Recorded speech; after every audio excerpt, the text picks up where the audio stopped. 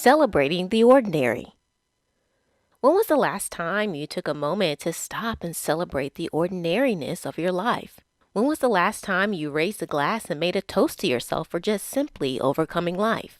One day I was on the phone with a close friend of mine and we were conversing about how we need to give ourselves more pats on the back for enduring and overcoming all the things we have. As the conversation progressed, we both realized that we had discounted much of our past and current dealings and allowed the shoulda, coulda, wouldas to overshadow the trials we've courageously endured. Thus, we diminished our current state and neglected celebrating the ordinary. While we were still conversing, I started thinking about the fact that there's a certain point in our lives where many of us stop receiving rewards. So, because we stop getting tangible rewards or verbal recognition, we stop feeling like we've accomplished anything except the ordinary, which in our eyes doesn't seem worthy to be celebrated. At best, after a person finishes school, if they get any sort of recognition, is in the workplace. And oftentimes, this recognition is for the number of years they have shown up to work. Now, of course, there are other recognition programs out there that try to celebrate one's work life in other capacities, but a large number of people still do not receive these or various other frequent celebrations. Some families, clubs, and sports teams do provide such ad hoc recognitions, but for the majority of us who either don't participate in either of those things or have families who are celebratory, then we are relegated to the workplace recognitions. I mentioned this to my friend and said to him that typically, once a person has removed themselves from a structured environment that remits tangible rewards for accomplishing things, a person often neglects and overlooks their everyday accomplishments. We then typically fall into the routine of life and downplay the many extraordinary things we go through in our lives. We do this because we don't feel they are extraordinary.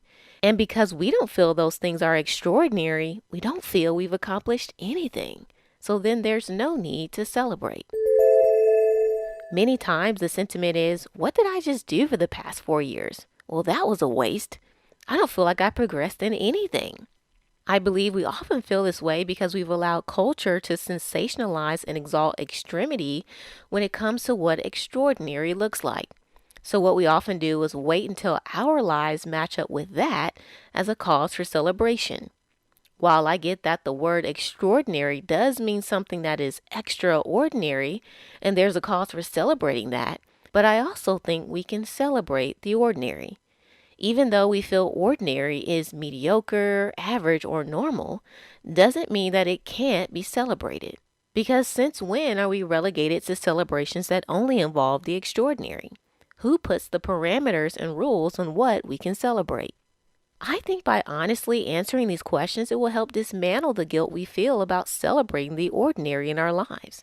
I think we feel we can't celebrate the ordinary because we believe these are things we are supposed to be doing. I remember growing up and my parents used to tell me bringing home A's and B's is not a cause for celebration because guess what? You're supposed to be excelling at that level anyways. Now, this is no shade to my folks by any means because I get the sentiment they were trying to rear me into. But I'm using that example to illuminate the fact that we often take this same approach with us throughout life and diminish any sense of accomplishment because it's just expected from us. But this is a slippery slope because it often leads to constant striving, relentlessness, and dissatisfaction in one's own life. It causes one to constantly compete with oneself to outperform the ordinary because the ordinary just won't do. So by having this performance-based mentality to life, it can perpetuate a lack of celebration in the ordinary.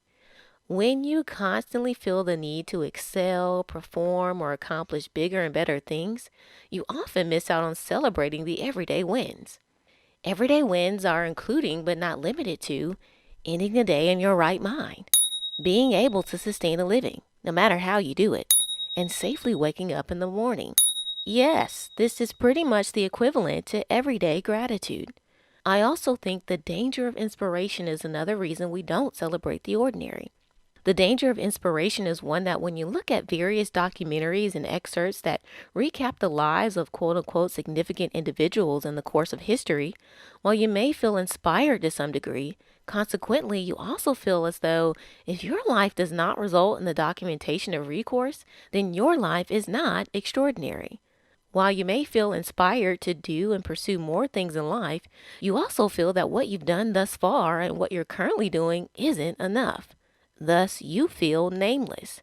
And namelessness feels gravely short of a life that is extraordinary.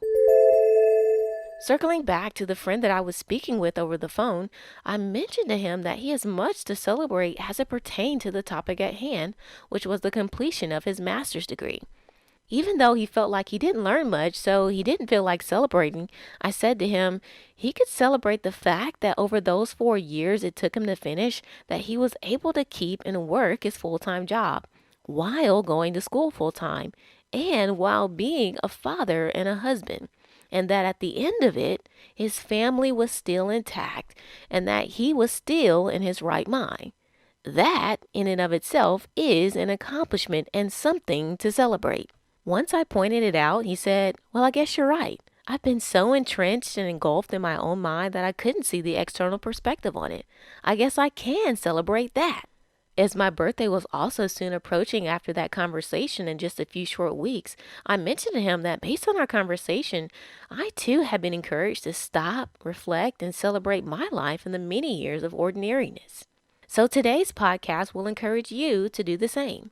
Take a moment today or this week to stop, reflect, and truly celebrate all the ordinary things you have and continue to do in this life. Raise a glass and toast to that.